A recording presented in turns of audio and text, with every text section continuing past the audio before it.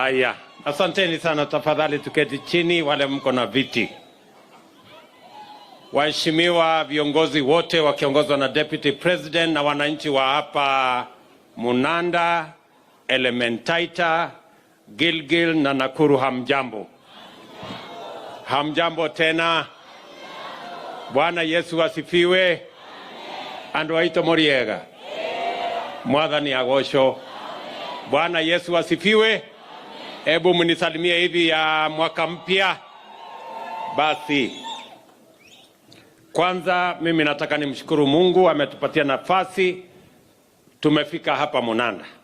Na nyinyi mnajua mara ya mwisho tulikuwa hapa ilikuwa ni siku ya kuomba kura, si namna hiyo?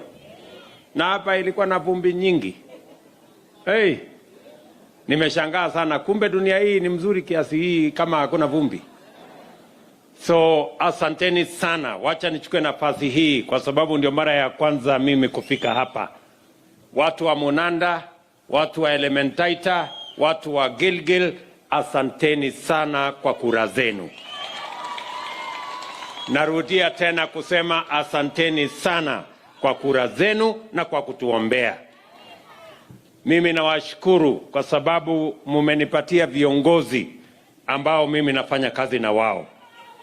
Mumenipatia MCA wenu, mumenipatia mjumbe wenu wa nguvu, mumenipatia governor wenu, mumenipatia viongozi wote ambao mimi nashirikiana na wao, na mimi nataka niseme pongezi sana. Niwahakikishie ya kwamba mimi nitafanya kazi na viongozi wenu wote ili tuweze kusukuma mambo yenu ya maendeleo iweze kwenda mbele. Mimi nimefika hapa leo kwa sababu shule hii niliwaambia, hii college ya Gilgil Technical Training College and TVET ni ya muhimu sana. Na mimi nashukuru mjumbe wenu kwa sababu tayari amepanga vile watoto watafika hapa hata mbele ya sisi kufikisha equipment ya kuendesha masomo katika sehemu hii. Na sababu hiyo ndio nimefika hapa leo kwa sababu tumeweka sasa kompyuta hapa 100.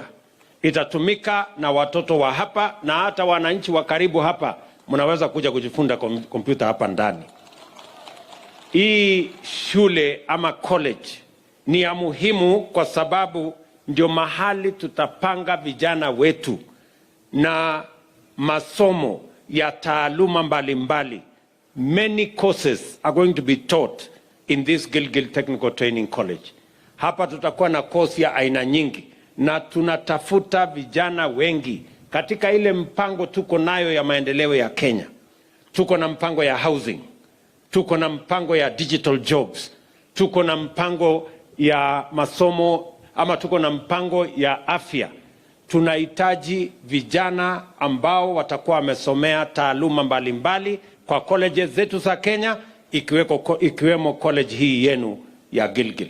Kwa hivyo this is going to be a very important facility in developing and sharpening the human capital we need to drive the development of Kenya. Na ndio sababu hiyo nimekuja kuifungua rasmi na kuwaambia ya kwamba hii college itakuwa katikati ya mipango yetu ya kupeleka hii Kenya mbele.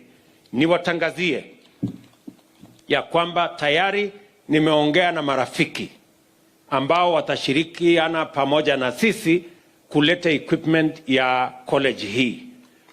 Leo jioni Prime Cabinet Secretary Musalia Mudavadi anasafiri, na kati ya mambo anasafiri kwenda kukamilisha ni equipment ya TVET ya Gilgil, ikiwemo equipment zingine za colleges 70 katika taifa letu la Kenya. Kwa sababu tunataka kuhakikisha apart from what we have done in all the other colleges, we are going to equip another 70 technical training colleges including this one of Gilgil. Kwa hivyo mtatupatia tu nafasi kidogo. We are going to complete the procurement, we are going to complete the agreement so that we can supply the necessary equipment for training in Gilgil alongside other 70 technical training colleges in Kenya. Ya pili, pia kwa sababu college hii Nimesikia mwalimu amesema, mwenyekiti mwenye walijenga hii shule wamesema, mjumbe wenu wamesema ya kwamba hapa mnahitaji mahali wanafunzi wataishi kama hostel, kwa sababu ile makao iko mbali, kule mahali kuna manyumba iko mbali, na nimekubali tutawapatia shilingi milioni 200 ya kujenga nini hapa, na nimemwambia huyu mrembo wenu mjumbe wa hapa, nimempanga tayari na waziri wangu wa mambo ya housing Mama Alice Wahome na PS Bwana Hinga ambaye anatoka hapa Nakuru, kwamba tutafanya procurement kufikia mwezi wa 6 tutaanza kujenga, pengine even earlier tutaanza kujenga hostels ya wanafunzi hapa katika college yetu ya Gilgil. Ya kufuata tena, nimemwambia waziri Machogu yuko hapa ya kwamba bado kunahitajikana infrastructure kidogo kidogo ya hii college. Nimemwambia atafute milioni 10 alete tujenge, tu expand. Ilikuwa nimesema milioni 5, huyu mrembo wenu akanikaza sana, akaniambia hapana, acha hii. Unajua kusema no kwa kiongozi mama ni ngumu sana. So nimekubali ya kwamba tutawasaidia milioni nyingine 10 ya kuhakikisha kwamba kuna madarasa ya kutosha na equipment zingine na vitu zingine ambazo zitasaidia sehemu hii, kwa sababu hapa tunataka kuwa na college kubwa. Sasa kwa sababu mimi nimefanya sehemu kiasi na ile ingine nitakamilisha, iko tu shida moja imebaki kwa hii college: wanafunzi. Na hiyo wanafunzi nyinyi ndio mtafanya hiyo kazi. Wanafunzi mtawaleta wanafunzi. Hii college inatakikana wanafunzi ikiwa chini sana 3,000 ndio watakuwa hapa. Mtajipanga, si ndio? Kwa sababu nahitaji vijana ambao tutawafatia training, kwa sababu nafasi ya ajira tuko nazo inahitaji vijana wako na skills na wako na competence, na kwa sababu tumetoa nafasi hiyo, tumejenga college, najenga hostel, tutaongeza madarasa, tuko na walimu. Mmesikia waziri Machogu amesema ya kwamba this week tunaajiri walimu wengine 2,000 ambao watatusaidia kufundisha katika TVET kama hii. So we are pulling our resources towards making sure that training is possible for all, a majority of the young people in Kenya. Ndio tuhakikisha kwamba we have a competent workforce, a workforce that is skilled, yenye itatusaidia kupeleka mambo yetu ya Kenya mbele. Nyinyi kama wazazi na wananchi wa sehemu hii ya Gilgil na Nakuru, next time nikikuja hapa nitakuta wanafunzi kabisa. So mujikaze sehemu hiyo, mimi nitachikaza sehemu ile ingine ambayo imebaki. Ya pili, mumeniambia vile vile kuhusu mambo yenu ya barabara. Huyu Mheshimiwa Martha amesema kuna barabara ya Gilgil kwenda mahali inaitwa Kenyeriri, tulikubaliana. Lakini sasa nitaweka kwa mpango kuanzia mwezi wa 6 nitapanga hiyo.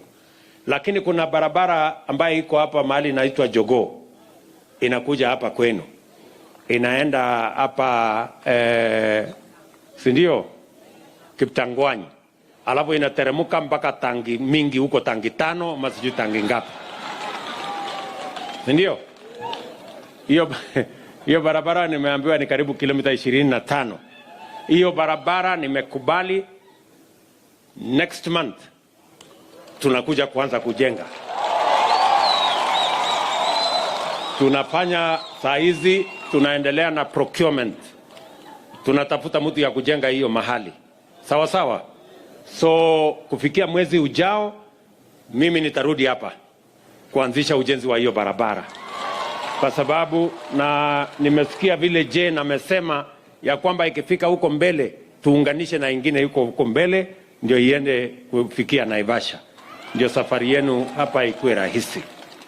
Vile vile gavana wenu amesema kuna barabara ile ya Elementaita,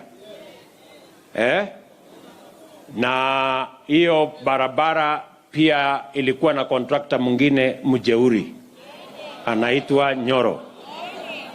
Mimi nimesikia kwamba mnasema ati huyo Nyoro tumfukuze. Sasa nyinyi mmechelewa, kwa sababu huyo Nyoro, kwani mlikuwa mnafikiri mimi nilikuwa nafanya kazi gani last year? Huyo Nyoro nishamfukuza tayari, ameondoka. Ile kitu mimi nafanya sasa ni kutafuta contractor mwingine, si ndio? Kwa sababu ameshindwa kujenga daraja, badala ya kujenga barabara amejenga potholes. Nasikia potholes ni mingi kuliko barabara. Na hiyo sio kazi tulimpatia. Tulimpatia kazi ya kujenga barabara na daraja. So kwa sababu ameshindwa, tumeshamsafirisha tayari, na nimemwambia Waziri Murkomen ya kwamba apange sasa tuweke contractor mpya pale. Si ndio? Na nilisikia fununu, sijui kama kuna ukweli, kwamba huyu Murkomen ati ni shemeji yenu karibu na hapa. Ni kweli? Basi nimejua vile nitafanya. Sasa huyo nitaenda na nyinyi msione mtu huruma. Asipopanga hii kazi, ule mtoto wenu mwende mchukue. Ama namna gani? Kwani shemeji kazi yake ni kufanya nini? Si ni kupanga kwa wasemeji, mambo ikae sawa sawa. So hiyo ni mzuri. Nilikuwa nataka tu kuconfirm kwenu kama hiyo nilisikia ni fununu ama kuna ukweli. Iko ukweli? Basi tunajua vile hii kazi itafanyika haraka haraka. Tunaelewana? Na ile kazi nyingine ambayo mmetuuliza, pia mjumbe wenu amesema pale Gilgil Town pia tuko na program kubwa ya mambo ya kuwa na Kenya Medical Training College. Mama huyu amesema ataweka milioni 10, mimi nitasaidia yeye milioni 20, na ikihitajika pesa ingine huko mbele tutapangana na yeye. Sasa wewe Martha, enda anza kujenga, mimi nitakupata hapo mbele. Mimi nitajaribu kuweka pesa hiyo 20 million kwa hiyo budget inakuja mwezi wa 6, wewe anza na yako. Si namna hiyo? Si nimpate mbele akiendanga? So nitakupata mbele ndio tuendanishe pamoja. Vile vile mimi nataka niwaambie watu wa Nakuru. Nilikuwa Nakuru juzi, na niliwaambia tuko na program kubwa ya housing, kwa sababu nilisimama hapa katika hii uwanja na nikasema tutapanga vile vijana wa Kenya watapata ajira, kwa sababu tatizo kubwa ya Kenya ni kukosekana kwa ajira. Ni kweli ama si kweli? Tuko na vijana wengi wamemaliza form 4, wamemaliza shule, wengine wako na certificate, wengine wako na diploma degree, lakini ajira ndio haijapatikana. Si ni kweli? Na tukasema tuko na mbinu kama serikali, lazima tuwe na mpango. We must have a deliberate, intentional plan on how to create jobs for the young people of our country. Na ndio sababu hiyo tukaweka mpango ya housing. Hiyo mpango ya housing hapa Nakuru County. Mpango ya Nakuru County ni kujenga nyumba 30,000 kwa hii Nakuru County. Nyumba ngapi? 30,000. Na tunahitaji vijana zaidi ya 40,000 wa kufanya hiyo kazi. Nyinyi vijana wa hapa Munanda, nyinyi mko tayari kwa hiyo mpango? Vijana wa hapa mbona sikii sauti yenu? Ama kila mtu wako na kazi hapa? Vijana mko na kazi? Si tupange hiyo kazi? Na tulikubaliana kazi ni nini? Si tulikubaliana kazi ni kazi? Ama tulisemaje? Ile kazi ikipatikana mko tayari? Mko tayari? Pale kwa housing, mahali nimesema pale kwa housing tuko na kazi, kwa sababu program ya housing ni deliberate program ya kucreate nafasi ya ajira kwa vijana wa Kenya. Mbali na kupata makao kwa Wakenya, pia na mbali na kuwa ama kupunguza ile ardhi tunakatakata kwa mambo ya kilimo, agenda kubwa ya housing ni kupanga ajira ya hawa vijana. Na pale kwa hiyo program ya housing, na mimi nitarudi hapa, tunakamilisha procurement ya Gilgil. Nyumba 250 ya kwanza iko tayari, tumepatiana kandarasi. Nyumba 1,000 inafuata hapa Gilgil. Alafu ya Nakuru hiyo ingine yote iko katika mipango yetu. Kwa sababu pale kwa housing tuko na kazi ya architect, tuko na kazi ya engineer, tuko na kazi ya plumber, tuko na kazi ya carpenter, tuko na kazi ya mason, tuko na kazi ya electrician, hata kazi ya mkono iko huko. Wewe mtu ya Mnanda, kama wewe ufanye ya architect na ufanye ingine ya mason, hata ya mkono unaweza kushindwa kweli? Hiyo ya mkono hata hakuna certificate inahitajika. Sijui kama tunaelewana. Si ndio? So mimi nataka niwaulize, na pia katika hiyo mpango tuko na factories nyingi ambazo zitalete mambo ya ujenzi. Tuko na watu wa simiti, watakuwa vijana wanafanya kazi huko. Makampuni ya simiti, tuko na makampuni ya chuma, vijana watakuwa wanafanya kazi huko. Tuko na quarries nyingi, tutalete mawe, kokoto na nini ndio tuweze kusukuma hii gurudumu mbele. Ndio sababu tumeweka deliberately mpango ya housing, ndio tupange vijana wengi na tupeleke taifa letu la Kenya mbele. Na mimi nawauliza wa Kenya, na mimi nauliza wale vitengo zingine za serikali, I want to ask all institutions of government, wale walio bunge, wale walio katika judiciary, sisi tulio katika executive, tuungane kuhakikisha ya kwamba vijana mamilioni wa Kenya wanapata nafasi ya ajira katika taifa lao kupitia mpango maalum ya housing na zile mipango ingine tumeweka kama serikali.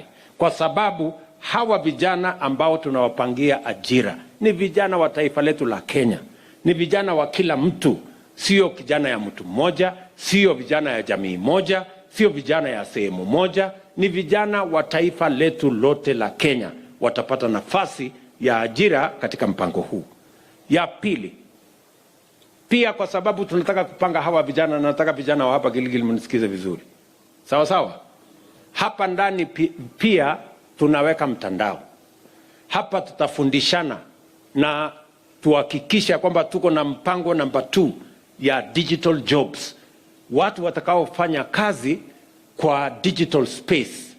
Na ndio mliona katika manifesto yetu tuliweka ile mpango ya digital super highway as one of the programs ya serikali yetu ya Kenya Kwanza. Na sababu hiyo ndio hapa nimeleta kompyuta 100.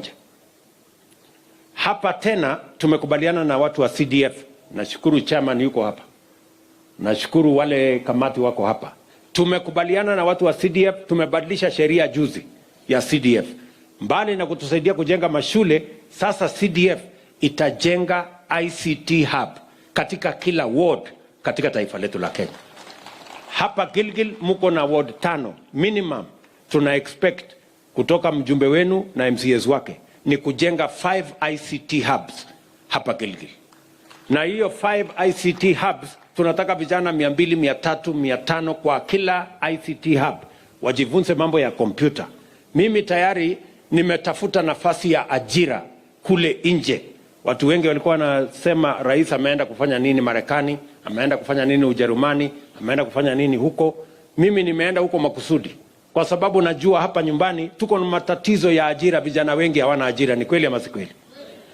Kule tumepatiwa nafasi karibu 1 milioni ya vijana kufanya kazi kwa mtandao. Hiyo ICT hub ambayo tunajenga, huyu Martha atajenga ICT hub, huyu Machogu atalete makompyuta. Tayari tumetoa pesa ya training ya hizo ICT hubs. Nyinyi kazi yenu ni kwenda pale kujifunza, na kazi yenu ni kufinya kompyuta na mupate pesa kwa mfuko. Sasa wewe mtu ya Mnanda, tukishajenga ICT hapa tumelete kompyuta pale, tumekufundisha, mutashindwa kufinya hii kompyuta mpate pesa? Mutashindwa? Na mimi tayari nimepangana na wale tayari wako na nafasi ya kutupatia ajira. Kazi yako ni kufanya kazi hapa ukiwa Mnanda, unafanya kazi kampuni iko Europe ama iko Marekani ama iko kule Ulaya, na unapata pesa kwa dola ukiwa hapa Mnanda. Nyinyi mnataka hii kazi ifanywe namna gani? Mko tayari? Huyu tupangane na huyu Martha aharakishe hiyo kazi. Wewe Martha ukiwa na mpango mzuri, hata saa ile unaendelea kujenga ICT hub, anza kuhaya mahali tuweke hawa vijana waanze kujifunza polepole tukisonga mbele. So we need, na pia hata pale tuko na vocational training center. Mimi naongea na mama yetu sasa, Susan Kihiga, gavana wetu. Pale tuko na vocational training center. We are ready to work with you. Pia pale tuweke ICT hub ili vijana waanze kujifunza mambo, tuanze kupanga ajira ya dijitali ya vijana wa taifa letu la Kenya, tuondoe mambo ya unemployment katika taifa letu la Kenya, kila kijana ajisimamie. Vijana wengi ni watu wa bidii, ni kukosa nafasi, wamekosa nafasi. Ni kweli ama si kweli jameni? Tuko pamoja? So hiyo mpango yote tunataka tushirikiane, tufanye kazi pamoja, ndio tupeleke mambo yetu ya Kenya mbele. Mwisho mimi nataka niwaulize nyinyi watu wa hapa. Najua mambo ya stima. Kuna kiongozi mmoja ameniuliza hapa mambo ya stima. Niwatangazie watu wa Nakuru. Tayari tumepanga mwaka huu tunataka kuunganisha watu 27,000 wapya kwa huduma ya stima hapa Nakuru. Tumeweka shilingi bilioni 2 katika hiyo mpango. Mimi nataka niulize viongozi wenu wapangane na wizara yetu ya mambo ya energy ili tujue ni sehemu gani katika Gilgil hii, ni sehemu gani katika Nakuru County bado kuna giza mingi, ndio tuweke priority katika ile program ya kusukuma stima iweze kufika kwa manyumba ya wananchi. Tunaelewana jameni? Ya mwisho vile vile ni mambo ya kuzalisha chakula. Mimi nashukuru gavana wenu, wakati wa last year tuliweka mpango ya fertilizer. Ile fertilizer ilikuwa inauzwa 7,000, tuliteremusha 3,500. Hapo katikati nimesema tena iteremuke ifike 2,500. Na hiyo mambo yote tumeweka mpango kamili. Mimi nataka wale wote ambao wanahusika tuwasaidie wakulima. Tunataka hiyo mbolea watu wasiende kutafuta kule Nakuru ama Gilgil, iletwe hapa karibu. Ndio viongozi wa hapa wapate nafasi ya kuzalisha chakula, kwa sababu lazima tukubaliane kama wananchi wa Kenya. Saa hizi tunatumia karibu bilioni 500 kuagiza chakula kila mwaka. 500 billion every year we are using to import food. Tunaagiza mahindi, tunaagiza mchele, tunaagiza sukari, tunaagiza edible oil, tunaagiza mambo ingine. Tunatumia pesa yetu mingi kuagiza chakula, na hiyo chakula yote tunaweza kuzalisha hapa Kenya. Si ni kweli? Badala ya kutumia bilioni 500 kwa wakulima, kulipa wakulima wa nchi zingine, si tumie hiyo bilioni 500 kulipa wakulima wetu hapa Kenya. So mimi nataka niwaulize wakulima, njia ya kufukuza njaa katika taifa letu la Kenya ni serikali na wananchi tuungane, tuzalishe chakula, ndio tufukuze njaa katika taifa letu la Kenya. Njaa haiwezi pungua ati kwa sababu mtu amefanya maandamano, ameweka sufuria kwa kichwa. Itapungua namna gani? Ati umevaa sufuria, bei ya unga itakuja chini? Sio ni ujinga mkubwa sana? Na upuzi na ukumbavu combined yote tatu. So tafadhali tukubaliane, tuende safari hiyo pamoja. Mimi nataka ni muhakikishie gavana wetu na wananchi wa hapa ya kwamba mambo ya kutatua shida ya mashamba ni kazi yetu kama serikali. Kwanza ile watu wote hapa, nimesikia vile gavana amenieleza ya kwamba kulikuwa na watu walipatiwa loan na AFC, interest imezidi, imeenda juu sana, na sasa amewacha mimi niwatangazie mambo yote ya interest. Hiyo alikuwa anasema ilikuwa 15,000, sasa imefika karibu 50. Mambo ya interest tutaondoa kama serikali. Tunaelewana? Na mambo ya kupanga vile wale watu wakora katikati huko wananyanyasa wananchi. Hawa watu wote wakora na wezi na wafisadi ndio ilisababisha jana tukaketi chini na Chief Justice na viongozi, speaker wa bunge, na tumekubaliana kukabiliana na wafisadi wote pamoja na wakora na matapeli na hawa maland grabbers. Na mkutano wa jana ni kwa sababu kama serikali, as the entire 3 arms of government, tumekubaliana ya kwamba ufisadi inarudisha nchi yetu nyuma. Ukora na utapeli inakwamisha maendeleo na transformation ya nchi yetu ya Kenya. Tumekubaliana ya kwamba vested interests na watu ambao wameteka nyara nchi yetu wanatumia vitengo mbalimbali, wanatumia mahakama, wanatumia sehemu gani kuhujumu maendeleo ya Kenya, wanaturudisha nyuma.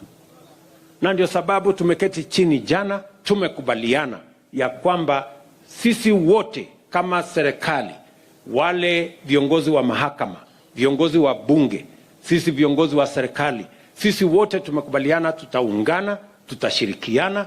Mchango itatoka kwa legislature, mchango itatoka kwa executive, mchango itatoka kwa judiciary. Tuhakikisha kwamba tunakabiliana na ufisadi, tuondoe ufisadi katika taifa letu la Kenya, ndio Kenya iweze kusonga mbele. Mimi nawauliza pia wananchi wote wa Kenya, tuungane na tusaidiane ili tuondoe ukora, ufisadi, utapeli, ndio Kenya iweze kwenda mbele. Tumekubaliana jameni? Jana nimekubali pia ya kwamba serikali itatoa pesa tuajiri mahakimu zaidi. Na hawa mahakimu zaidi ambao tunawaajiri ni wale wataenda katika section ya anti-corruption, wengi wao. Ndio wale wafisadi ambao ni sugu, tukabiliana na wao. Kwa sababu wanazungushana pale, kesi ya ufisadi inachukua miaka 10, miaka 20. Kuna ingine hata iliamuliwa juzi, ilikuwa inaitwa Anglo leasing, ni 30 years ago. Sasa hata hawajui, watu hawajui ile ilikuwa Anglo leasing ilikuwa nini. Watoto walizaliwa, wakaenda mpaka wamemaliza university, na sasa ndio wanaambiwa mambo ya Anglo leasing. Hii mambo ya expeditious ensuring, and that is the reason why yesterday we convened a whole of government meeting, a whole of government summit between the judiciary, the legislature and the executive, so that together we can deal decisively, firmly and in an organized manner with the challenge of corruption, the challenge of incompetence, and the challenge of vested interests that is undermining the development of our country, that is sabotaging the transformation of Kenya, and that is denying young people in Kenya an opportunity to have a job, that is denying many citizens an opportunity to get treatment, that is denying many citizens their rights as provided for in Section 43 of the Constitution of Kenya, economic and social rights. And I want to promise the country that together, united, we are determined, this time round, we must root out the corruption menace in the Republic of Kenya. We are going to deploy every resource. We are going to mobilize every Kenyan to make sure that we deal with corruption, we eliminate what is taking our country backwards, and the incompetence and the vested interests that are sabotaging our country. And I want to assure every Kenyan, and I even want to ask all leaders from all areas, including the civil society, including religious organizations, including leaders in the opposition, leaders in government, all of us must close ranks, because corruption, incompetence and vested interests are a big threat to the Republic of Kenya. They are what has made this country not move forward. They have undermined every agenda to take our country forward, and they are so brazen that they can challenge anybody. And I want to promise the people of Kenya, I am ready, willing, prepared to lead the charge against this monster until we bring it down.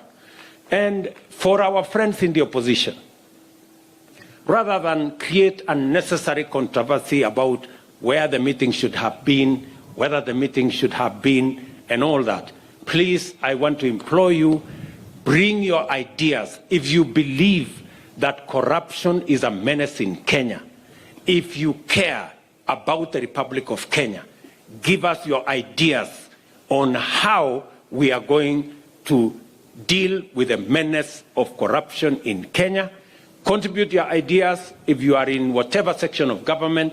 We expect the legislature, the entirety of the legislature, both in the opposition and in government, to work together in the legislature to propose to us legislative, administrative, policy positions that can work in tandem to empower our criminal justice system, to empower the judiciary, so that we can deal with the challenge of corruption and give us ideas and give us their contribution towards dealing with this challenge.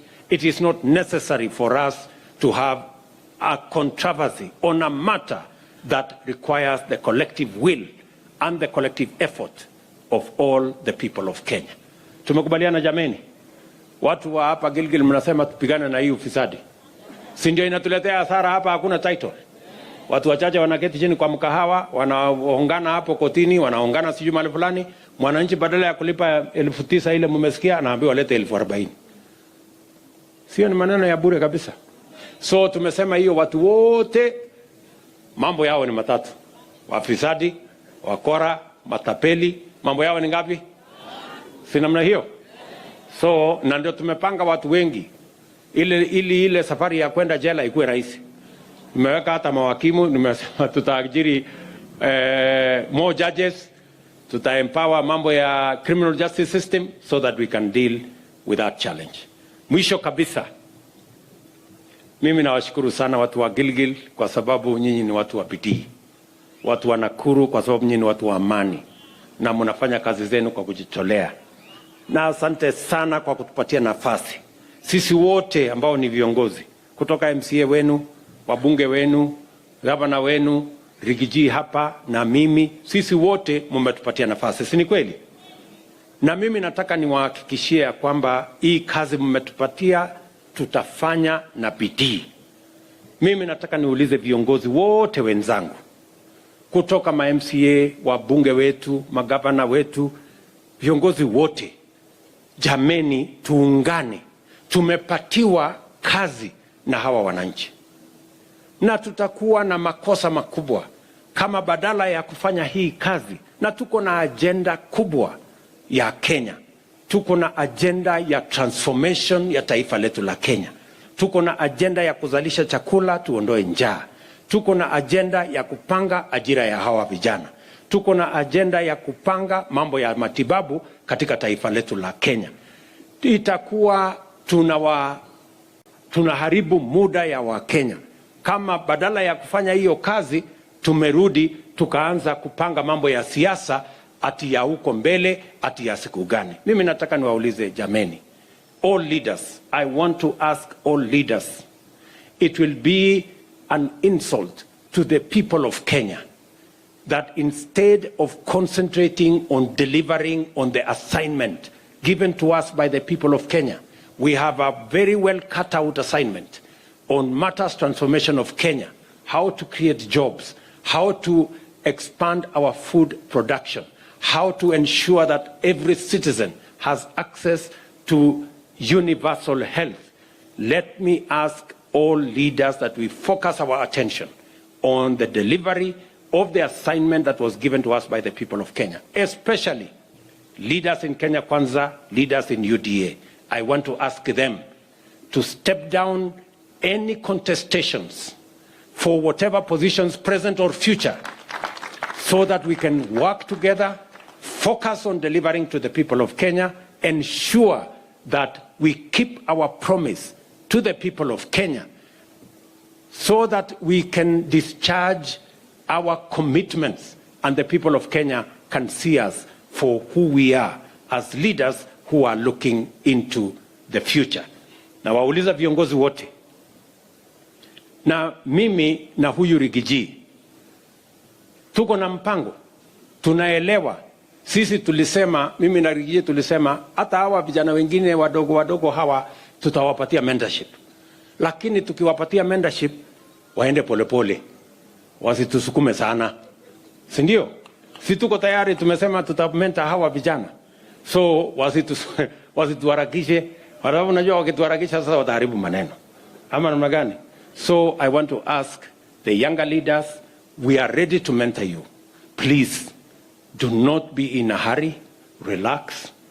We are different. Mimi na huyu Rigiji, we are different. Sisi sio wale wa kupiga viongozi wengine wadogo. Sisi hawa vijana ni watoto wetu. Tutawapanga polepole, na kuna Mungu mwenye anajua kupanga maneno zaidi. Si namna hiyo? Si ndio?